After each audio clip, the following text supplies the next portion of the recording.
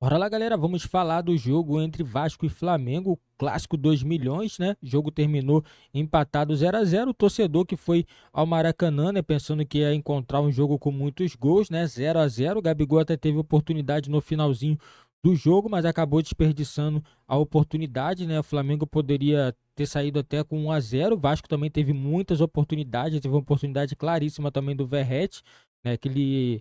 Aquele gol ali, né, foi quase gol dele, né, poderia ter dado 1 a 0 aí a equipe do Vasco, né, mas foi um jogo que, na minha opinião, o Vasco teve mais oportunidade, o Flamengo teve mais volume de jogo, teve mais posse de bola, mas quem teve a maior possibilidade de gol foi o time do Vasco. Agora o Flamengo, né, tem o próximo jogo agora, o Campeonato Carioca, é outro clássico, é contra o Botafogo, né, outro jogo duro, né, e o Tite vai preparar a equipe nessa semana, assim também como o Ramon Dias também, né, vai preparar a equipe do Vasco. O Vasco, assim, não tem uma equipe que se equipara ao Flamengo, mas é uma equipe que correu bastante, marcou, fez o que podia dentro de campo, né? E o Paê, na minha opinião, é o melhor jogador do Vasco, mas sendo que o Paê ainda tem esse problema ainda de sentir um pouquinho a parte física, né? E isso daí acaba atrapalhando um pouco sempre no segundo tempo, que o rendimento dele acaba caindo. Vamos acompanhar a imprensa falando tudo sobre Vasco e Flamengo, link na descrição, crédito, direitos autorais e ESPN do Grupo Disney.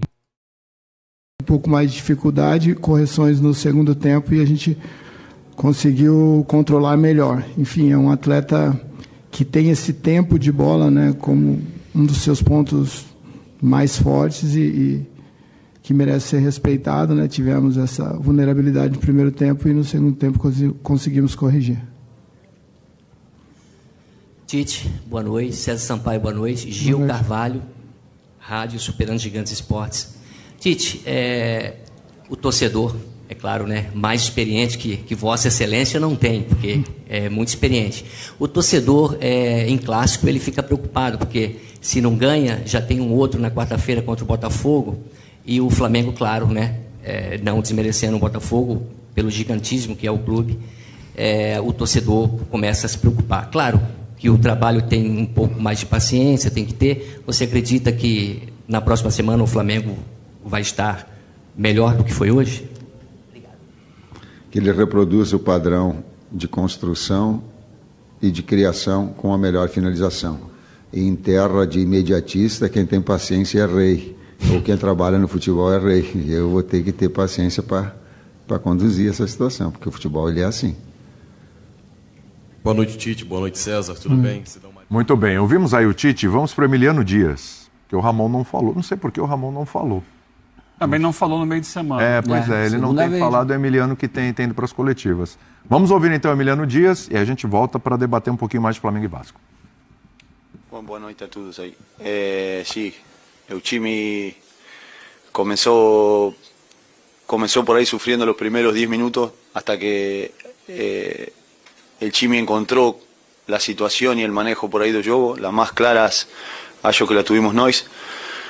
Y sí, falei, el Vasco, el clásico se juega diferente, es guerra. A veces no se puede jugar bien, enfrentamos al mejor time de Sudamérica con un entrenador de elite, no era fácil. A gente está en proceso de armado y no era fácil jugar este tipo de juego en plena preparación. Mas fiquei muito contento com o grupo porque sempre botou a cara como sempre. Emiliano, boa noite, tudo bom? Aqui. Hoje foi a estreia do Adson e ofensivamente o Vasco mudou muito após a entrada do atleta. Queria que você falasse um pouquinho sobre esse novo jogador. Não, Adson, sabíamos da qualidade que ele tem, de lo que pode ajudar a gente, e então ficamos muito felizes porque temos que ir levando a ele de a pouco, porque faz muito tempo que não compite, mas estamos muito contentes com ele, é um jogador de elite e vai ajudar muito a gente. Emiliano, boa noite. Bom, o resultado não foi esperado por vocês, né? Um empate, talvez pudesse conseguir uma vitória no finalzinho, o Verratti aquele gol, mas teve um momento que você ficou bastante irritado, você saiu do banco e foi para a área e pediu o time para frente. O que faltou assim para o Vasco ter um pouquinho melhor de qualidade no último passe? Há muita coisa que você, por aí a prensa não comunicou, porque tanto Ramón como eu falou de não comunicar nada, mas estamos teniendo muitas limitaciones con Pablo, porque Pablo tiene una fisura en una costela. Ninguém sabe. Es la primera vez que va a falar, porque ahora Pablo va a parar y está haciendo un esfuerzo inhumano por el líder que él es y por el comprometimiento que él tiene con Vasco. Está sufriendo mucho. Entonces acho que Pablo no se lo puede evaluar porque está jugando un 30% de lo que él puede jugar. Entonces ahí a gente tiene un garoto de 17 años, precisamos más ahí, y Pablo está haciendo un esfuerzo sobrehumano.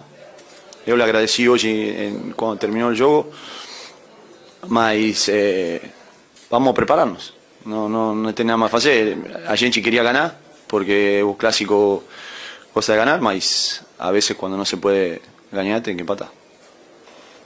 Boa noite, Thiago Totti, Vasco Velocidade. O setor do meio campo e ataque é o que mais preocupa. Você pelo que você viu hoje, você viu a evolução nesses setores? A gente sabe que precisamos reforzar ahí, de mitad de cancha para frente, porque tenemos lo de Paulinho, Dios quise Jair no tem nada. Mas sí, acreditamos mucho en el time que nós tenemos, porque fez algo absurdo el año pasado. Mas estamos cortos. La evolución del grupo se va a ir, porque tenemos un muy buen elenco. Mas precisamos de mais. Emiliano, boa noite, Tébaro do Grupo Globo. Queria que você falasse hoje da atuação do Léo Jardim, que até o final ali nem foi tão exigido assim. O Flamengo teve mais posse de bola, mas poucas finalizações no alvo. Mas aí quando precisou ser exigido, defendeu o pênalti do Gabriel, segundo pênalti defendido dele com a camisa do Vasco. Qual a importância do Léo Jardim para o time de vocês? O Léo agora que tem mais uma sombra, chegou um goleiro, o Kehler, já tinha uma no ano passado, que era o Ivan, e ele se mantém absoluto na posição. Leo, uno de nuestros líderes. Él es, para mi humilde opinión, para mí el mejor golero de Brasil. Y para nosotros es fundamental. Es un golero de time grande, que a veces no tem muita participação, mas quando você precisa, Leo sempre vai responder. Emiliano, boa noite. Olha, é louvável o sacrifício do jogador, né? O André está falando do Verratti, louvável, mas também diz muito sobre o que a gente estava falando agora há pouco de elenco do Vasco, porque realmente acho que é até uma temeridade. Fevereiro, dia 4 de fevereiro, o Vasco já tem um jogador jogando no sacrifício. E quando ele... E um sacrifício super-humano, de exatamente, acordo com o assistente do Ramon. Quando ele diz o garoto de 17 anos, ele se refere ao Ryan, que ainda é muito jovem para assumir essa condição de titular. E a gente está falando do Verratti, que vai ser um jogador, imagino eu, fundamental esse ano para o Vasco. Ele também disse que o agradeceu depois do jogo, obrigado por ter se colocado à disposição dessa maneira, que é mais um indício de que o Vasco enxergava esse jogo como uma coisa muito importante. Claro. Independentemente, né, do momento. Assim, é tão cedo no ano. Só para fazer uma relação, uma comparação. Durante a temporada de 2023, o Renato Augusto foi maltratado pelo departamento médico do Corinthians. Sim. E as pessoas, mas eu vou repetir, maltratado. Muito provavelmente ele concordou por ser voluntarioso, por entender que era necessário. E quando eu digo maltratado, eu não estou dizendo que cometeram um erro médico com ele, nada disso. Estou dizendo que é público que as recuperações, e foram várias, foram quase todas antecipadas para que ele estivesse em campo em condições de 60%, 70%, 80% ao longo do ano inteiro. Por isso o Renato desfalcou o Corinthians tantas vezes e por isso ele teve que ficar fora também tantas vezes, porque o clube não o permitiu se recuperar. E é preocupante o Vasco já estar falando a respeito de um jogador que não ia renovar porque não aceitava a proposta. Eu acho que é normal, é negociação, ele queria ser valorizado, um cara importante, compreende a sua importância, acertou, vai ficar, ok, mas já, assim... Muito cedo, né? Um sacrifício desse tamanho, e se não fosse uma coisa realmente diferente da normal, um membro da comissão técnica do Vasco não diria isso em público. Né? Sim. Então eu acho... Ali ele... Não é bom, né? O discurso do Emiliano tem assim, uma série de indiretas para a diretoria. Diretoria da SAF, acho que acima de tudo, né? Estamos curtos, foi o que ele falou. Isso é bem claro. O elenco é bom, ele tem que valorizar os jogadores. Claro, lógico. Mas é curto. Porque você tem... O ano passado o Vasco tinha um reserva para o Verratti, que era o Seba Ferreira. Seba Ferreira foi embora. Não era a altura, mas... Não era a altura, mas era um jogador que estava ali. Um jogador com alguma experiência, com rodagem internacional. Não no mesmo nível, mas hoje não tem mais. Quem é a reposição? É o Ryan, de 17 anos, que é um jogador que tem uma perspectiva de futuro muito grande, mas ainda não aconteceu no time principal. Então você não pode ir com esse menino de 17 anos para um clássico com o Flamengo. Vai o Verratti, meia boca, né? Sem estar no melhor da sua capacidade. E aí perde gols. Né? Aliás, para ser justo, eu falei aqui no início do programa que o Verratti, esse ano, não estava correspondendo da forma como o ano passado. Agora está explicado o porquê. E até para ser justo com ele, o único gol perdido foi esse. O outro de cabeça, o Léo Pereira. Teve outras jogadas na temporada que ele não está conseguindo concluir da mesma forma. No jogo anterior, ele perde um gol que não perde na carreira, e acho que essa fala do Emiliano explica muita coisa, né? Tem essa questão que até então a gente não estava levando tão em consideração. Isso aí chama síndrome do cobertor curto, ou síndrome de Renato Augusto, que deu origem no ano passado, mas que os clubes, o futebol está vivendo muito no limite, gente. E no limite que está atacando a integridade física dos jogadores. Nós tivemos o episódio do gramado no Allianz. Esse é mais um episódio de mais futebol do que os atletas aguentam. Isso precisa ser pensado. De alguma maneira, isso precisa ser pensado. Isso bate na diretoria, sim, na diretoria do Vasco em específico, que as torneiras são abertas sempre na contramão do timing da temporada. Né? Os reforços do Vasco, por um desentendimento aí com a SAF, no Vasco chega tudo depois do tempo. Em outros clubes talvez nem chegue. A gente tem falado aqui de outros clubes que tem esse problema, mas isso está atacando a integridade física de quem faz o espetáculo. E no Vasco também não chegou, né? A entrevista com o Paulo Brax, ex-diretor executivo de futebol do Vasco, que foi ao ar ontem pela primeira vez aqui no Bola da Vez, e vai estar sendo repetido aí, e está no Star Plus. A gente questionou sobre a questão das contratações do segundo semestre do ano passado. Ele falou, porque havia a projeção de que chegaria o dinheiro depois da data prevista. E falou, havia a projeção de que chegaria depois da data prevista, e não chegou, nem depois da data prevista. Então as contratações que foram feitas foram de jogadores sem a necessidade de você pagar pela contratação, né? Vieram apenas pelo salário. Sim. Então, Medel, Paulinho, Serginho, o próprio Verratti, o Seba Ferreira, Payet. O Vasco não comprou, né, os direitos desses jogadores. Ele simplesmente trouxe os jogadores e pagou salário. Aumentou a folha salarial, é verdade, aumentou, mas não teve o investimento da contratação, porque o dinheiro não chegou.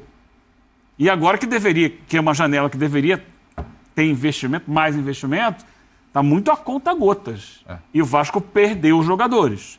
Perdeu o Gabriel Peck, perdeu o Marlon Gomes. E essa coisa do jogador sacrificar é muito bonita aos ouvidos do torcedor, né? Não, que legal, o cara... Mas não tem outro jeito, gente. Fazer o quê?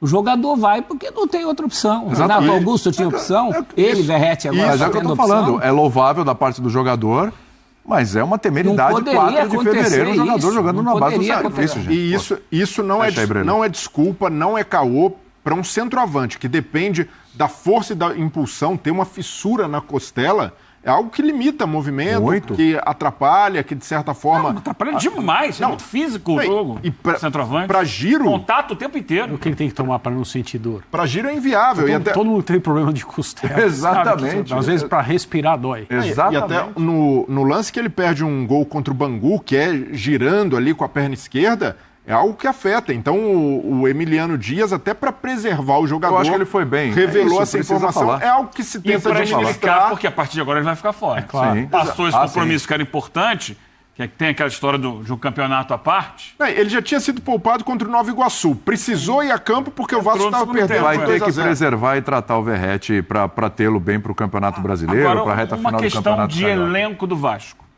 O Vasco contratou poucos jogadores esse ano. Um deles, o Rojas, que entrou hoje no segundo tempo no lugar do Medel. Rojas pode jogar como lateral direito ou como zagueiro. O Vasco tem 2 laterais direitos. Tem o Paulo Henrique, que foi titular hoje, e tem o Pumita. Aliás, na pré-temporada teve um jogo que o Pumita foi... Ele entrou, né? No segundo tempo, entrou como volante. Porque você já tinha muito lateral direito. E há uma carência no meio-campo de volante. Por que não você trazer o Rojas para a zaga e empurrar o Medel para ser o primeiro volante do time? Porque é uma posição que ele joga. Aliás, quando ele foi contratado do Vasco inicialmente, era para ser o volante. Mas que no ano passado, quando ele jogou de volante, teve muita dificuldade, principalmente em intensidade, rotação do futebol brasileiro. Na zaga ele se encontrou. Mas agora é uma necessidade. Mas há uma necessidade. E a questão toda é o contexto. A zaga tem mais soluções hoje. A posição de volante é muito carente. Tá jogando, o Zé Gabriel continua jogando, é esforçado, mas é muito abaixo da qualidade que se exige por um time de primeira divisão do futebol brasileiro. Pode ser um paliativo, mas é mais uma amostra que do Vasco o cobertor é curto. É isso, você cobre a cabeça e descobre o pé e vice-versa. Vamos falar da Supercopa? Afinal de contas, temos um campeão? Galera, é isso aí, né? O Flamengo, na minha opinião, também vacilou também nesse jogo, né? Apresentou um futebol bem abaixo, mas assim, o Vasco contratou muito pouco mesmo, eu concordo. E assim, na minha opinião, inadmissível o Vasco ter que jogar com o atacante jogando no sacrifício, na minha opinião. Tem que botar outro jogador, nem que tiver que improvisar, porque jogador não tem que jogar lesionado, porque na minha opinião ele tá atrapalhando mais do que ajudando. Ele ajudou o que o Vasco, ele jogando lesionado? Não ajudou nada. Entendeu? É um jogador diferenciado? Mas é melhor ele jogar 100% do que não estar 100%, porque aí o jogador joga, pode agravar ainda mais a lesão dele e pode desfalcar o Vasco nos próximos jogos. Ele já foi poupado em um jogo, né? Parece que ainda não está 100%, então o Vasco tem que parar um pouco o jogador, aproveitar que é início ainda de temporada, que é o Campeonato Carioca, e poupa o cara.